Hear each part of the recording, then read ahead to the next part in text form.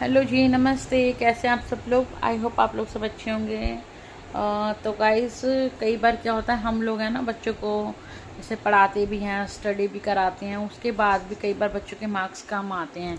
तो घर वालों का या फिर अपने रिलेटिव्स का या फिर अपने ट्यूशन टीचर का, किसी का भी तो कमेंट कुछ नहीं आता, सिर्फ एक कमेंट आता है, माँ तो ज़रूर कुछ ना कुछ कर रही होगी, या तो लगी होगी फ़ोन वोन में, या वीडियो बनाने में लगी होंगी, या फिर घर के काम में लगी होगी। बच्चों का तो ध्यान है नहीं, बच्चे क्या कर रहे हैं क्या नहीं कर रहे। तो हर चीज़ का दोष ना माँ को ही मिलता है। अगर घर में भी कुछ गलती हो जाती है या फिर कुछ काम नहीं होता, कई बार टाइम नहीं मिलता, कुछ काम ना हो, उसका दोष भी कुछ नहीं, सिर्फ माँ को दिया जाता है, बहू को दिया जाता है कि ज़रूर कुछ ना कुछ कर रही होगी, बात कर रही होगी, फ़ोन पे लगी होगी, माँ से लगी होगी, बहन से लगी होगी, भाई से लगी होगी। तो चाहे वो नहीं भी बात कर रही होगी, तब भी उसको ही दोषी ठहराया जाता है। घर में अगर कोई कलेश होता है, कोई बात होती है, तब भी कुछ नहीं, बस यही कहा जाता है कि हाँ, इसके घर वालों ने सिखाया होगा। भाई मुझे समझ नहीं आता कि घूम फिर के बहू के घर वालों को, घर की कोई बात होती है, बहू को बोलना, माँ को बोलना, वो कोई सीख के थोड़ी आती है। वो अपना घर परिवार उसे भी पता है कैसे चलाना है, क्योंकि उसके मायके वाले तो उसका घर परिवार नहीं चलाएंगे, उसका ससुराल नहीं चलाएंगे। चलाएगी तो वो खुद लड़की है ना, उसको भी पता है कि उसे क्या करना है, कहाँ मुझे सुनना है, कहाँ मुझे रिएक्ट करना है, क्योंकि वो सुनती सबके, करती अपने मन की है जो उसको सही लगता है। ये नहीं कि किसी ने कह दिया कुछ भी तो उसने वो अपने घर पे बात चला लिया, नहीं। अगर कोई बहू भी लगता है कि बहू में चेंजेस आ रहे हैं, तो वो घर वालों के बर्ताव के साथ होता है। और जिस घर में बड़े जब साथ ना देना, जब बड़े बच्चों में भेदभाव करने लगे, तो उस घर का टूटना लाजमी ही है। क्योंकि आप हमेशा देखना, ताली कभी भी एक हाथ से नहीं बजती है, ताली हमेशा दो हाथ से बजती है। एक ये और एक ये मैं एक्चुअली वीडियो बना रही हूँ, एक ये। तो दो हाथ से ताली बजती है, इसलिए आप हमेशा दोष ना एक बंदे को मत दो।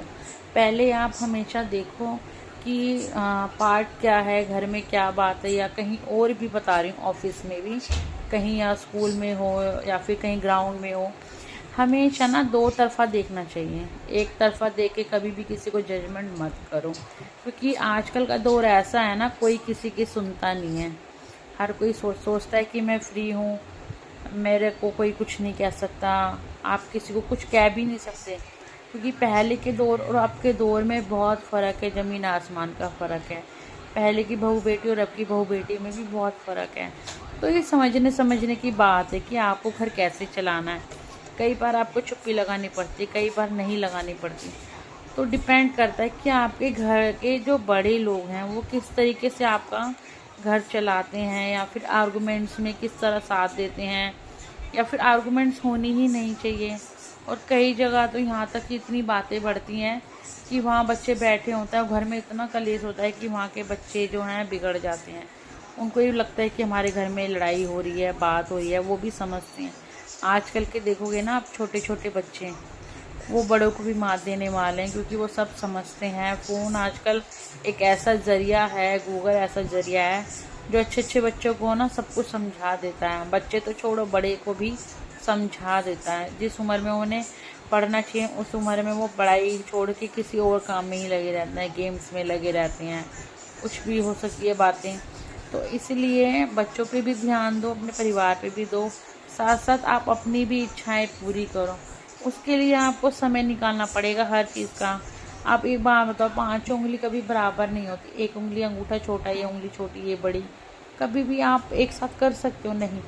ऐसे ही रिश्ते हैं, रिश्ते में भी कोई उतार कोई चढ़ाव। तो घर के जो बड़े होते हैं उन्हें बहुत समझदारी से समझाना चाहिए। आप एक तो ना पता, हर घर में ना मेरा डंडा चलेगा, मेरी सुनी जाएगी, मैं ये कहूँगी ये होगा। जो मैं था ना, मैं, अगर ये मैं ख़त्म हो जाए ना, तो किसी घर में भी कलेश ना हो, किसी का भी हो, मेरा हो, पड़ोस का हो, किसी और का हो, किसी रिश्तेदारी का हो। हाँ, जो मैं होती है ना, वो इंसान को अच्छे अच्छे को ना ले डूबता है। और जिस घर में कहते हैं ना कि नहीं, अगर इसने कुछ कैसे कहा है, ज़रूर कोई बात हुई होगी, अगर इसने ऐसे कहा तो उसको बात को समझो, उसकी तह तक जाओ कि इसने ऐसे क्यों कहा। अगर कहा भी है तो उसे समझाओ कि ये ऐसा नहीं है, देखने का नज़रिया गलत है। तो घरों में ना आजकल बहुत ही कलेश आते हैं, बहुत हर घर की कहानी अलग है। घर को तो लो मत, वो ज़्यादा अच्छा है। जब आप किसी के भी घर को देख लो, हर घर में कहानी अलग है, सिचुएशन अलग है। वही पुरानी सास, वही पुरानी बहू, वही झगड़ा, वही बेटी, वही खाना, हर चीज़ को लेके। लेकिन बात है सिचुएशन की, जो सिचुएशन को सही से हैंडल कर ले और घर में भेदभाव ना करे, वो घर कभी नहीं टूटेगा। और जहाँ घर के बड़ों ने भेदभाव करना शुरू कर दिया, वो घर को कोई बचा भी नहीं सकता टूटने से। अगर सब बड़े संभल जाएं तो सब कुछ हो जाएगा ठीक।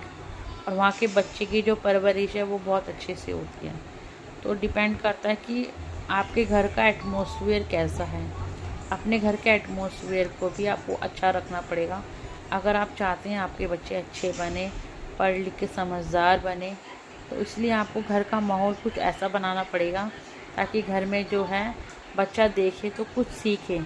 कहीं बाहर जाए तो कहें हाँ इनके घर का माहौल बहुत अच्छा है, एटमॉस्फेयर बहुत अच्छा है। चलो मिलते हैं आपको नेक्स्ट व्लॉग में, तब तक के लिए बाय।